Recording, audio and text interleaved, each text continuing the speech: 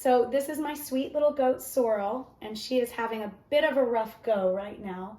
And so she's here in the house with us instead of out with her goaty friends in the barn. And I'll explain more about that later, but I just wanted to relate this to you guys as I was thinking about it. And so this is going to be a little bit rough and not polished, but I'm just going to get it out there because it blessed my soul, and I hope it blesses yours as well. Today, as we were driving to the vet, and Sora was in the back seat with my daughter in a laundry basket, and we were going, and this isn't the first time we have made this trek. The vet that we see is about 30 minutes away, and we're just going down country roads, and I'm just praying that our little goat is going to be okay. And the thought came to me about how many times the Lord calls himself the Good Shepherd in the Bible. Now, several years ago, I would not have had the context to think that way. I know the mentions of shepherd and goats and sheep in the Bible, but I never knew what they meant. And I never had the context until now. And so I wanted to share a little bit of that with you. The word shepherd is actually mentioned over 100 times in Scripture, which means that it's probably pretty important. If you remember Pastor Rob's recent sermon about things being mentioned, right? And what that means. And every time he mentions himself being the good shepherd, it's talking about how he cares for his sheep.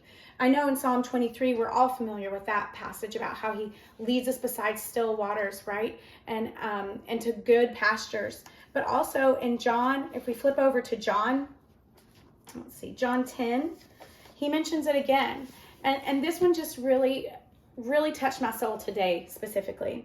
He says, I am the good shepherd. The good shepherd lays down his life for his sheep. And if you turn over a page to verse 14, which I'm going to do, he says, he flees. Oh, no, not there. I am the good shepherd. I know my own, and my own know me. You see, this morning when we went outside, my daughter first went outside to take care of the goats. She came back inside and she said, Mama, something's wrong with Sorrel.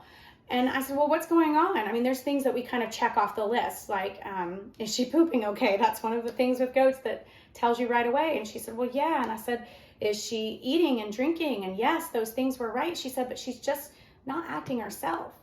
And so, of course, I go out there and she's right. She's not acting herself. And we find out that she has a fever. And, of course, we need to take her to the veterinarian. But anybody else could have walked into that field and not noticed anything wrong with Sorrel. She looked like a healthy goat. She was eating, she was drinking, she was pooping normally, she was walking around with her buddies, but something was off. And only her shepherd would have known that. And that's how the Lord sees us too. We can look all fine on the outside, and other people can see us and think, oh, that person's doing great, nothing's going on. But the shepherd sees our heart, and he knows, and he takes care of us. And so today, as you're going through your day, throughout this week, remember that he is a good shepherd, and he brings us into his house, and he takes care of us, and he loves to do those things. So run to him and rest in him, and know that he will provide and take care of you just the same way that we want to take care of our sweet Sorrel. So I hope that blessed your heart today. It sure did mine.